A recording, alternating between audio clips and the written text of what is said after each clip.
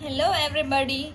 So now what we are going to start is fragmentation. Last આપણે જે જોયું હતું એ હતું determination of molecular formula, right? Determination of molecular formula આપણે complete કરી દીધું હતું. We completed that thing. Now next set is general procedure for deduction of molecular formula that we'll be doing later. But first, because that is not important part, but the important part is fragmentation, right? So first we'll be doing fragmentation part. આપણે fragmentation આખું કરી દઈએ પછી we'll be seeing that thing. Okay.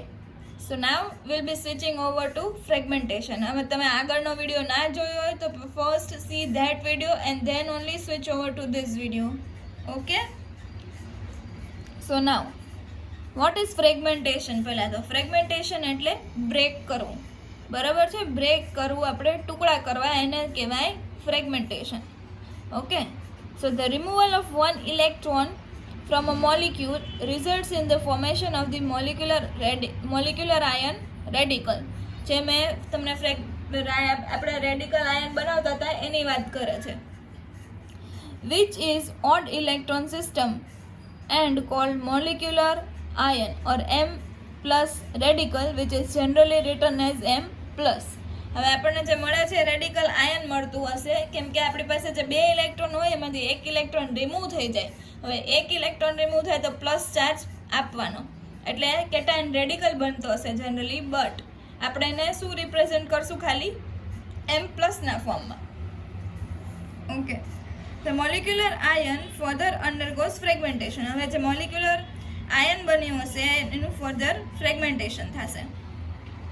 Fragmentation of molecular ion can occur in two ways. Two ways માં એનો fragmentation થશે. First, homolytic cleavage of a single bond and heterolytic cleavage of a single bond. એક છે homolytic cleavage અને બીજું છે heterolytic cleavage. Right? તમને ખબર જ હશે homolytic cleavage કોને કહેવાય અને heterolytic cleavage કોને કહેવાય. Homolytic cleavage of a single bond. In homolytic cleavage, each electron moves independently and is shown by single hand arrow, half arrow or fish hook arrow. The fragments produced here are even electron cations and a free radical. This is important for MCQ. કે આમાં homolytic cleavage માં what types of fragments are produced in homolytic cleavage? Fragments produced are even electron cation and a free radical.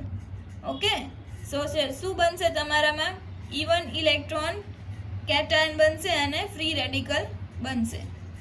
Okay, so કેવી રીતના બનશે? Suppose આપણી પાસે આવું છે કેટાયન રેડિકલ કોઈ છે તો હોમોલિટિક ક્લીવેજ એટલે એક સરખું ક્લીવેજ થાય. હવે આને આવા એરોઝને કહેવાય સિંગલ હેન્ડ એરોઝ ઓર હાફ એરોઝ ઓર ફિશ હુક એરોઝ.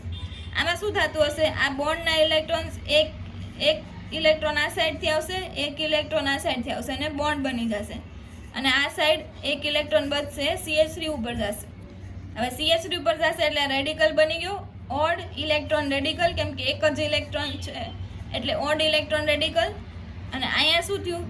બોન્ડ બની ગયો એટલે આ CH2 ડબલ બોન્ડ O એની ઉપર પોઝિટિવ ચાર્જ છે, ઇવન 2 છે એટલે even radical cation. So this is important and you have to remember this. Okay. Now second is heterolytic cleavage of a single bond. પહેલા જોયું homolytic cleavage હતું. Now what we are going to see is heterolytic cleavage. Here a pair of electrons moves together towards the charged site and it is shown by conventional curved arrow. જે આપણે normal arrow થી બતાવી છે એમ જ.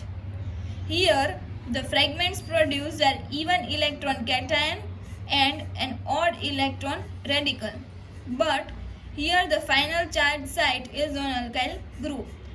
So આનો MCQ છે કે fragments produced in heterolytic cleavage are even electron cation and odd electron radical. ઉપરની જેવું જ odd electron radical and even electron cation.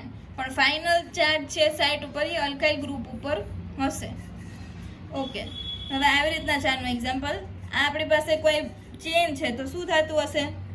બે આ બોન્ડના ઇલેક્ટ્રોન છે, બે ઇલેક્ટ્રોન બ્રોમિન લઈને જતો રહેશે એટલે આની પર શું આવ્યો? પોઝિટિવ ચાર્જ આવી જશે કેમ કે બે ઇલેક્ટ્રોન આ લઈ ગયો છે એને કહેવાય હાઇડ્રોલિટિક ક્લીવેજ. એટલે CH3 CH2 ઉપર પોઝિટિવ ચાર્જ અને આ બ્રોમિન છે એની પાસે 1 2 3 4 આ બોન્ડના ઇલેક્ટ્રોન 5 6, બરાબર. અને આ જે પોઝિટિવ ચાર્જ હતો એ ન્યુટ્રલાઇઝ થઈ ગયો. એટલે 1 2 3 4 5 6 ના રેડિકલ જે બચ્યો હતો એ એની પાસે રહી ગયો, બરાબર. આવી રીતના એનું ફ્રેગમેન્ટેશન થશે. ઇન ધી એબ્સેન્સ ઓફ રિંગ, જ્યારે કોઈ રિંગ નહીં હોય ત્યારે, where the fragmentation requires cleavage of 2 or more bonds at a time. કોની વાત કરે છે? આ રિંગની વાત કરે છે. રિંગમાં શું થતું હોય તો કે ફ્રેગમેન્ટેશનમાં એક સાથે 2 બોન્ડ ફ્રેગમેન્ટ થતા હોય અને 2 થી વધારે પણ થતા હોય એક જ ટાઈમે. એવી વાત એની રિંગની વાત નથી કરતા. એટલે રિંગની એબ્સન્સ હોય ત્યારે શું થાય? Most of the prominent fragments in a mass spectrum are even electron cations formed as above by a single cleavage. બરાબર. હવે જ્યારે રિંગ ન હોય ત્યારે શું કહે છે, શું થશે? જે પ્રોમિનન્ટ ફ્રેગમેન્ટ એટલે મેઇન ફ્રેગમેન્ટ હશે એ કેવી રીતના બનતું હશે? In the mass spectrum ease of even electron cation. બરાબર છે, ઇવન ઇલેક્ટ્રોન કેટાયનનું બનતું હશે. આવી રીતે ઇવન ઇલેક્ટ્રોન કેટાયન અને સિંગલ ક્લીવેજથી, બરાબર છે. ક્લીવ કરવું એટલે બ્રેક કરવું. Further fragmentation of even electron cation usually results into another even electron cation and an even electron neutral molecule or fragment. હવે even electron આમાં કેવી રીતના છે? આવી રીતે CH2 C આ H H H. હવે આ એક બોન્ડમાં 1 2 3 4 5 6 એટલે ઇવન ઇલેક્ટ્રોન થઈ ગયા. અને આ પોઝિટિવ ચાર્જ એટલે ઇવન ઇલેક્ટ્રોન કેટાયન, બરાબર છે. આ પાછળનું છે એની વાત છે. આ જે બન્યું છે એ છે ઇવન ઇલેક્ટ્રોન કેટાયન, બરાબર છે.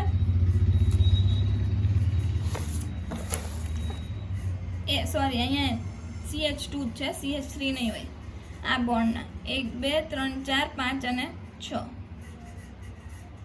ધીસ વે, બરાબર છે. આવી રીતે આને ઇવન ઇલેક્ટ્રોન કેટાયન થશે. હવે ફર્ધર ફ્રેગમેન્ટેશન, આ ઓલરેડી એક ઇવન ઇલેક્ટ્રોન કેટાયન બનેલું છે, એનું પાછું ફ્રેગમેન્ટેશન થશે, ફર્ધર ફ્રેગમેન્ટેશન. હવે શું થશે તો કે આ જે બોન્ડના ઇલેક્ટ્રોન છે એ 2 ઇલેક્ટ્રોન આ લઈ લેશે અહીંયા. એટલે આની ઉપર પોઝિટિવ ચાર્જ આવી જશે અને અહીંયા છે ડબલ બોન્ડ બની જશે. ડબલ બોન્ડ બને એટલે આનો પોઝિટિવ ચાર્જ છે જોતો રહેશે. એટલે આ શું થશે? ઇવન ઇલેક્ટ્રોન ન્યુટ્રલ મોલિક્યુલ ઓર ફ્રેગમેન્ટ બની જશે. Simultaneous or consecutive cleavage of several bonds may occur when energy benefits are there. એટલે શું કહેવા માંગે છે કે આગળ એનું ફર્ધર ફ્રેગમેન્ટેશન થઈ જાય જો એને એનર્જી બેનિફિટ્સ એટલે કોઈ સ્ટેબલ મોલિક્યુલ રિલીઝ થઈ જતો હોય અને કમ્પાઉન્ડ સ્ટેબલ થઈ જતું હોય તો ફર્ધર એના ફ્રેગમેન્ટ પડી જતા હોય. નાઉ General rules for predicting prominent peaks in EI spectra. General rules છે આપણે EI સ્પેક્ટ્રામાં કેવી રીતના આપણે પ્રિડિક્ટ કરી શકીએ એના. ફર્સ્ટ રૂલ શું છે? This is important and this is always asked. General rules for predicting prominent peaks in EI spectra.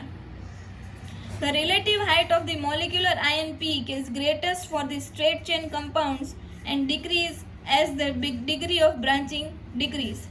બરાબર છે. એટલે શું કહે છે કે રિલેટિવ હાઇટ જે હોય છે, આ પીકની હાઇટ છે મોલિક્યુલર આયન પીકની, એ સ્ટ્રેટ ચેન માટે કેવી હોય છે? બહુ ખાસી એવી હોય છે, ઇન્ટેન્સ હોય છે અને ઓછી થઈ જાય. કે એની સાથે જેમ બ્રાન્ચિંગ થાય એમની પીકની હાઇટ છે એ ઓછી થતી જાય. Okay. Now second, the relative height of the molecular ion peak usually decrease with increasing molecular weight in an homologous series. Exception છે ફેટી એસિડ એસ્ટરનું. એટલે આમાં શું કહેવા માંગે છે કે જેમ જેમ મોલિક્યુલર વેઇટ ઇન્ક્રીઝ થાય એમ આપણે જે પીકની હાઇટ હોય એ ડિક્રીઝ થતી જાય.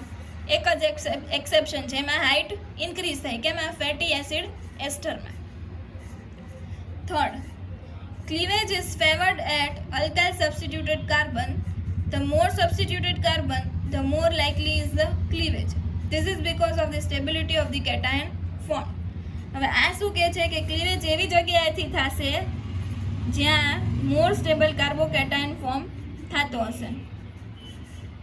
આ છે ટર્શરી કાર્બોકેટાયન,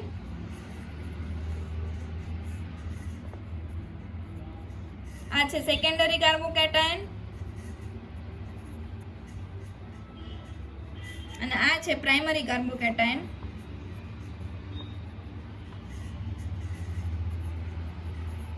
અને આ છે સિમ્પલ કેટાયન. હવે જોશો તમે તો અહીંયા ઇન્ડક્ટિવ ઇફેક્ટ આવતી હશે, બરાબર છે. ઇન્ડક્ટિવ ઇફેક્ટ એટલે પ્રેરક અસર. અહીંયા ત્રણેય સાઈડથી ઇન્ડક્ટિવ ઇફેક્ટ આવે મિથાઇલની. તો આ કાર્બોકેટાયન, એક તો જો કાર્બોકેટાયન એટલે કાંઈ નહીં, ખાલી એને ઇલેક્ટ્રોન્સની જરૂર છે. તો આ મિથાઇલ છે એના ઇલેક્ટ્રોન્સ થોડાક આપતો હશે, આ મિથાઇલ પણ એના ઇલેક્ટ્રોન્સ અહીંયા આપતો હશે, અહીંયા પણ આવતું હશે, એટલે સ્ટેબલ થઈ જશે. એટલે ટર્શરીની સ્ટેબિલિટી વધારે હોય. હવે આમાં જુઓ, બે મિથાઇલ ગ્રુપ છે, આમાં 3 હતા, આમાં 2 છે. તો આ 2 ઇલેક્ટ્રોન્સ આ કાર્બોકેટાયન જેની પાસે ઇલેક્ટ્રોનની જરૂર છે એને આપતા હશે, તો આ એનાથી થોડોક ઓછો સ્ટેબલ હશે.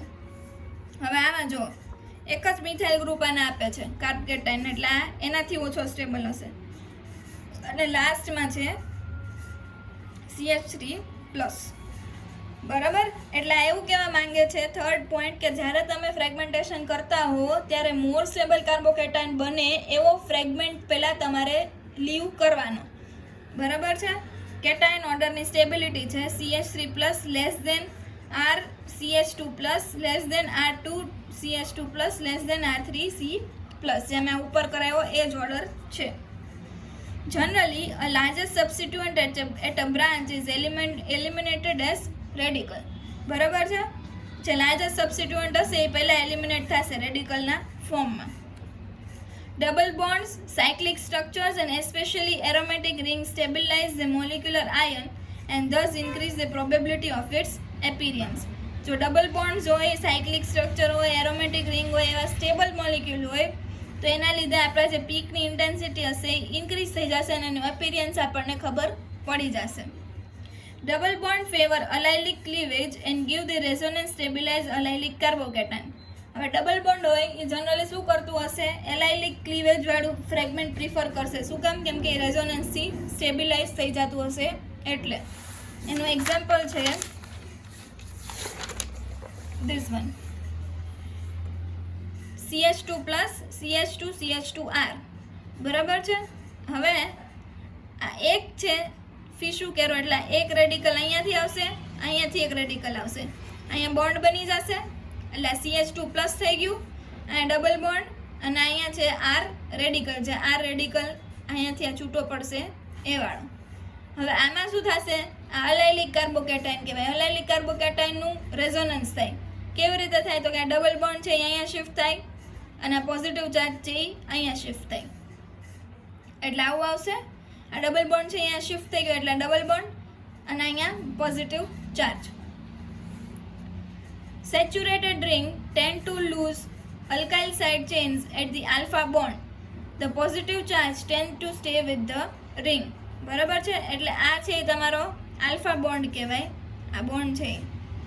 હવે આલ્ફા બોન્ડમાંથી જ્યારે સેચ્યુરેટેડ આવી, સેચ્યુરેટેડ રિંગ હોય ત્યારે અલ્કાઇલ સાઇડ ચેન હોય ખાલી લીવ થઈ જાય, એટલે કે આર રેડિકલ ખાલી લીવ થઈ જાય અને શું કહે છે, પોઝિટિવ ચાર્જ, જે પોઝિટિવ ચાર્જ છે એ રિંગ સાથે રહેવાનું પ્રિફર કરતું હશે. શું કામ રિંગ સાથે રહેવાનું પ્રિફર કરે? બિકોઝ આ રિંગને લીધે આ પોઝિટિવ જે કાર્બોકેટાયન છે એની સ્ટેબિલિટી મળતી હોય એટલે. Unsaturated rings can undergo retro Diels Alder reaction. Unsaturated ring હશે તો એમાં રિટ્રોડાયલ-ઝાલ્ડર રિએક્શન થતું હશે. કેવી રીતે?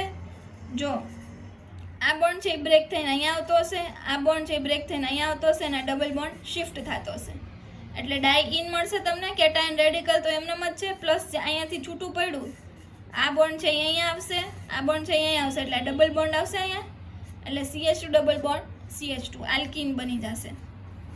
In substituted alkyl substituted aromatic compound, cleavage is very probable at the bond beta to the ring, giving a rise to resonance stabilized benzyl cation or more likely the tropylium cation or tropylium ion. બરાબર છે. હવે આમાં શું કહેવા માંગે છે કે જ્યારે તમારી પાસે અલ્કાઇલ સબસ્ટિટ્યુટેડ એરોમેટિક રિંગ હોય, આ સેચ્યુરેટેડ રિંગ હતી, આ એરોમેટિક રિંગ છે, આમાં શું થશે, હોમોલિટિક ક્લીવેજ થશે. જો એક આ બોન્ડમાંથી એક ઇલેક્ટ્રોન છે આ સાઈડ આવશે, આ ઇલેક્ટ્રોન કેટાયન રેડિકલ વાળો હતો જ, એ આ સાઈડ આવશે અને બોન્ડ બનાવશે અને આર રેડિકલ છૂટો પડી જશે. હવે શું થશે, અહીંયા ડબલ બોન્ડ બન્યો, એક આનો રેડિકલ એક આનો રેડિકલ, એટલે અહીં બોન્ડ બન્યો. હવે આ ડબલ બોન્ડ છે એનું રેઝોનન્સ થશે. કેવી રીતે? તો કે આ ડબલ બોન્ડ છે અહીંયા આવશે, આ પોઝિટિવ ચાર્જ છે આની ઉપર જતો રહેશે, એટલે આવું સ્ટ્રક્ચર બનશે. હવે આ સ્ટ્રક્ચરમાંથી આ ટ્રોપિલિયમ આયન કહેવાય, આને ટ્રોપિલિયમ આયન. આમાંથી ટ્રોપિલિયમ આયન બની જશે, બરાબર છે. એની મિકેનિઝમ આવી રીતના છે. સપોઝ આ CH2 છે તમારી પાસે, આ સ્ટ્રક્ચરવાળું. આ સ્ટ્રક્ચરમાં પોઝિટિવ ચાર્જની બાજુનો જે કાર્બન હોય એને આલ્ફા કાર્બન, આને બીટા કહેવાય, બરાબર છે. હવે શું કરવાનું, જો આમાં આપેલું છે આલ્ફા, આ બીટા, આલ્ફા બીટા બોન્ડને બ્રેક કરી અને અહીંયા જોઈન કરી દેવાનો પોઝિટિવ ચાર્જ સાથે, અને આલ્ફા ઉપર પોઝિટિવ ચાર્જ આપી દેવાનો, એટલે આવું સ્ટ્રક્ચર બનશે તમારી પાસે કંઈક, બરાબર છે. અને એને આવી રીતના રિપ્રેઝેન્ટ કરાશે ટ્રોપિલિયમ આયનની સેન્સમાં. અહીંયા બનશે પોઝિટિવ ચાર્જ, સોરી, બરાબર. અને એને આવી રીતના રિપ્રેઝેન્ટ કરી શકાશે. આલ્ફા ઉપર પોઝિટિવ ચાર્જ આવે છે ને એટલે. So this way tropylium ion is formed. 8th, the carbon-carbon bond next to heteroatom are frequently cleaved, leaving the charge on the fragment containing the heteroatom, where the non-bonding electron provides resonance stabilization. હવે શું કહે છે કે જ્યારે હિટ્રોએટમ હોય બાજુમાં, suppose અહીંયા Y છે, એમાં ઓક્સિજન હોય, NH હોય કે સલ્ફર હોય વાયની જગ્યાએ, જેની પાસે લોન પેર હોય, બરાબર, એવા ગ્રુપ્સ હોય, તો એમાં આ પોઝિટિવ ચાર્જ છે એ હિટ્રોએટમ વાળું ગ્રુપ હશે એની સાથે રહેવાનું પ્રિફર કરશે. શું કામ? કેમ કે એમાં એને રેઝોનન્સ મળી જશે, એટલે રેઝોનન્સ મળે તો સ્ટ્રક્ચર સ્ટેબલ થાય. એટલે કેવી રીતના ક્લીવેજ થાય છે જુઓ. આ બોન્ડ છે, એક રેડિકલ અહીંયા આવશે, એક ઇલેક્ટ્રોન અહીંયા આવશે, આ એક ઇલેક્ટ્રોન અહીંયાનો હતો કેટાયન રેડિકલ બનેલો, એ ઇલેક્ટ્રોન અહીંયા આપી દેશે, એટલે અહીંયા બોન્ડ બની જશે, બરાબર. હવે બોન્ડ બની જાય અહીંયા, તો અહીંયા પોઝિટિવ ચાર્જની કંઈ જરૂરત જ નથી, કેમ કે એ ન્યુટ્રલ થઈ ગયું. અને અહીંયા એક રેડિકલ બનશે, બરાબર, રેડિકલ છૂટો પડશે એટલે અહીંયા રેડિકલ મળશે. અહીંયા છે CH3 radical, CH2 double bond Y plus R. નાવ હવે શું થશે, આ ડબલ બોન્ડ છે એ Y પ્લસ એટલે કે ઓક્સિજન નાઇટ્રોજન હશે અને ઇલેક્ટ્રોન આપી દેશે પોતાનો, એટલે અહીંયા પોઝિટિવ ચાર્જ આવી જશે. પોઝિટિવ ચાર્જ અહીંયા Y ને 2 ઇલેક્ટ્રોન મળી ગયા એટલે આ સ્ટેબલ થઈ ગયું, અને આ R આવી રીતે થશે, બરાબર છે. આ પોઝિટિવ ચાર્જ અહીંયા એમનેમ રહેશે, ક્યાંય જતો રહેશે નહીં. ઓવરઓલ ન્યુટ્રલ મોલિક્યુલ થઈ ગયું, પણ અહીંયા પોઝિટિવ ચાર્જ રહેશે, બરાબર. હવે પોઝિટિવ ચાર્જ આવે એ ઓક્સિજન ઉપર સ્ટેબલ ન હોય, NH ઉપર સ્ટેબલ ન હોય, સલ્ફર ઉપર ક્યાંય સ્ટેબલ ન હોય, એની બાજુમાં ક્યાંય ઇલેક્ટ્રોન્સ હોય તો એ લઈ લે. દેટ મીન્સ અહીંયા ઇલેક્ટ્રોન પડ્યા છે તો આ પાઈ બોન્ડના ઇલેક્ટ્રોન લઈ લેશે અને પોઝિટિવ ચાર્જ આવી જશે, રાઈટ. એટલે આ રેઝોનન્સ થઈ ગયું કહેવાશે. Now, 9th, cleavage is often associated with elimination of a small stable neutral molecules such as CO, H2O, NH3, H2, HCN, ketene, alcohol, olefins, etc. with the rearrangement. હવે જ્યાં ક્યાંય પણ આપણે ફ્રેગમેન્ટેશન થતું હોય આવા સ્મોલ મોલિક્યુલ્સ એલિમિનેટ થતા હોય તો એને કરી દેવાના. શું કામ? કેમ કે સ્ટેબિલિટી આપશે. Okay, so now the next part is rearrangement. This is most important અને આ બધી એક્ઝામમાં પૂછાયેલું છે. રીઅરેન્જમેન્ટ્સ. Rearrangement ions are the fragments whose origin cannot be described by simple cleavage of bonds in a molecular ion, but as a result of intermolecular atomic rearrangement during fragmentation. એનો મતલબ એવો છે કે રીઅરેન્જમેન્ટ આયન જે બનતા હોય ડાયરેક્ટ સિમ્પલ ફ્રેગમેન્ટેશન આપણે કરી દઈએ, જે પાછળ કર્યું એના ઉપરથી આપણને ન મળે, બરાબર છે. એની માટે શું થતું હોય તો કે ઇન્ટરનલ ઇન્ટ્રામોલિક્યુલર એટોમિક રીઅરેન્જમેન્ટ થઈ જતું હોય અને પછી એનો ફ્રેગમેન્ટ મળતો હોય. કોનો રીઅરેન્જમેન્ટ થયેલા આયનનો. એમાં ફર્સ્ટ છે McLafferty rearrangement. This is at most important. બધામાં મેકલેફર્ટી રીઅરેન્જમેન્ટ થતી હશે એટલે. Mac-Lafferty rearrangement is a well-known rearrangement in mass spectra. For Mac-Lafferty rearrangement, a molecule must possess an approximately or appropriately located heteroatom, example oxygen, a pi system, usually a double bond, and an abstractable hydrogen atom gamma to the carbonyl system. આ આની condition છે. આ condition પૂછાય છે દર વખતે. Condition four મેક-લેફર્ટી રીઅરેન્જમેન્ટ. મેક-લેફર્ટી રીઅરેન્જમેન્ટ બરાબર છે. શું કહે છે એની માટે શું હોવું જોઈએ? A molecule must possess an appropriately located heteroatom. આ ઓક્સિજન છે હિટ્રોએટમ કહેવાય. પછી અ પાઈ સિસ્ટમ એટલે ડબલ બોન્ડવાળી સિસ્ટમ અને an abstractable hydrogen at the gamma position. Abstractable hydrogen હોવો જોઈએ ગામા પોઝિશન ઉપર. હવે કાર્બોનિલની આ બાજુનો કાર્બનને આલ્ફા કહેવાય, એની બાજુનો બીટા કહેવાય, એની બાજુનો ગામા કહેવાય. આ ગામા ઉપર એક હાઇડ્રોજન હોવો જોઈએ જે આપણે લઈ શકીએ, એબ્સ્ટ્રેક્ટ કરી શકીએ એટલે લઈ શકીએ એવો એક હાઇડ્રોજન હોવો કમ્પલસરી છે. ચલો એક્ઝામ્પલ જુઓ. પહેલાં તો આ હિટ્રોએટમ છે, આ પાઈ સિસ્ટમ છે, પછી આ આલ્ફા કાર્બોનિલ કાર્બનની બાજુનો કાર્બન એટલે આલ્ફા, બીટા, ગેમા. ગેમા ઉપર હાઇડ્રોજન પણ છે બરાબર. હવે શું થશે? આ પોઝિટિવ કેટાયન રેડિકલ બનેલો હશે એ હાઇડ્રોજનને લઈ લેશે. પછી આ ડબલ બોન્ડ છે અહીંયા શિફ્ટ થશે, આ ડબલ બોન્ડ છે અહીંયા શિફ્ટ થશે બરાબર. હવે આ ડબલ બોન્ડ અહીંયા શિફ્ટ થયો તો અહીંયા આ CR ડબલ બોન્ડ CH2 આવો આલ્કીન છૂટું પડી જશે એટલે -R2C ડબલ બોન્ડ CH2. હવે શું થશે? અહીંયા ઓક્સિજન આરે શું અટેચ થઈ ગયું? હાઇડ્રોજન અટેચ થઈ ગયો. આ ડબલ બોન્ડ છે અહીંયા આવી ગયો. હવે નેક્સ્ટ સ્ટેપમાં શું થશે? રીઅરેન્જમેન્ટ થશે. જો આ રેડિકલ અહીંયા પડ્યો છે હજી આપણી પાસે, અહીંયાથી આ બોન્ડમાંથી બે જે ઇલેક્ટ્રોન હશે એમાંથી એક અહીંયા આવશે, એક રેડિકલ અહીંયા આવશે એટલે અહીં બોન્ડ બની જશે. હવે આ પોઝિટિવ ચાર્જ હજી એમનેમ રહ્યો એની પાસે બરાબર, જો દેખાતું હોય તો. હવે આ રેડિકલ છે અહીંયા જ આવી, આ રેડિકલ છે અહીંયા રહી ગયો. જો એક બોન્ડ અહીંયા આવ્યો, એક ઇલેક્ટ્રોન આ સાઈડથી આવ્યો, એક ઇલેક્ટ્રોન આ સાઈડથી આવ્યો એટલે અહીંયા બોન્ડ બન્યો. હવે આ રેડિકલ છે ઇલેક્ટ્રોન છે એ અહીંયા રેડિકલ બનાવી દેશે એટલે CH2 રેડિકલ થશે. આ પોઝિટિવ ચાર્જ. નેક્સ્ટ સ્ટેપમાં શું થશે? ઓક્સિજન ઉપર પોઝિટિવ ચાર્જ કોઈ દિવસ સ્ટેબલ ન હોય બરાબર, એટલે એ પાઈ ઇલેક્ટ્રોન ડેન્સિટી છે એને લઈ લેશે. પાઈ ઇલેક્ટ્રોન ડેન્સિટી લઈ લઈએ એટલે એની પાસે તો એના જે ઇલેક્ટ્રોન્સ હતા એ પાછા આવી ગયા, પણ આ કાર્બન છે ઇલેક્ટ્રોન ડેફિશિયન્ટ થઈ ગયો એટલે એની ઉપર આવશે પોઝિટિવ ચાર્જ અને આ રેડિકલ છે એ એમનેમ રહેશે. ઓકે, ફરીથી કરાવું છું, એકવાર જોઈ લો. શું થશે? આ હાઇડ્રોજન છે એ કાર્બોનિલ કાર્બન પાસે જતો રહેશે બરાબર છે. આ ડબલ બોન્ડ છે અહીંયા શિફ્ટ થશે, આ ડબલ બોન્ડ છે અહીંયા શિફ્ટ થશે એટલે આલ્કીન રિમૂવ થઈ જશે પહેલાં તો. નેક્સ્ટ સ્ટેપમાં શું થશે?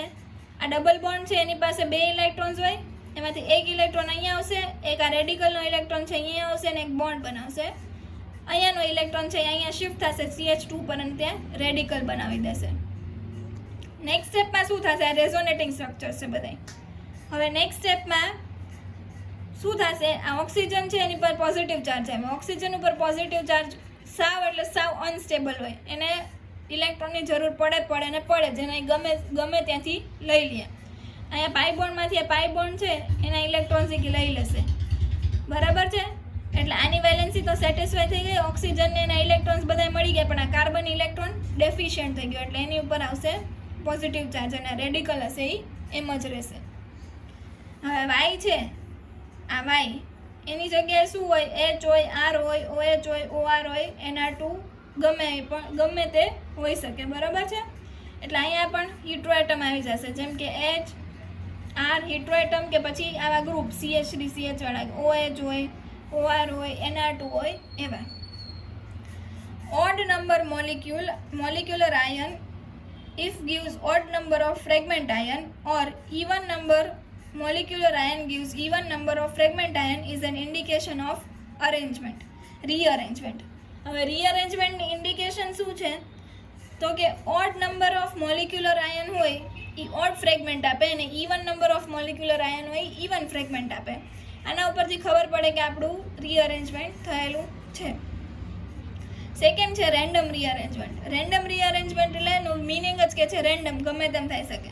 જેમ કે આ 1 2 3 4 5 વાળું છે નિયોપેન્ટાઇલ ગ્રુપ છે, એનું રીઅરેન્જમેન્ટ એની મિકેનિઝમ નથી, ગમે તેમ રીઅરેન્જ થઈ અને C2H5+ બનાવી દે છે. આની મિકેનિઝમ નથી પણ McLafferty rearrangement you have to remember. Okay, so that is all about rearrangement and fragmentation. Both the topics are important. Now next what we are going to see is mass spectra of some important chemical classes. એમાં first છે hydrocarbons. Okay, this will be seeing from the next time. આજે આટલા સુધી રાખી અને જે પાછળનું fragmentation વાળો portion છે એ કરીને જાઓ. Thank you and have a nice day.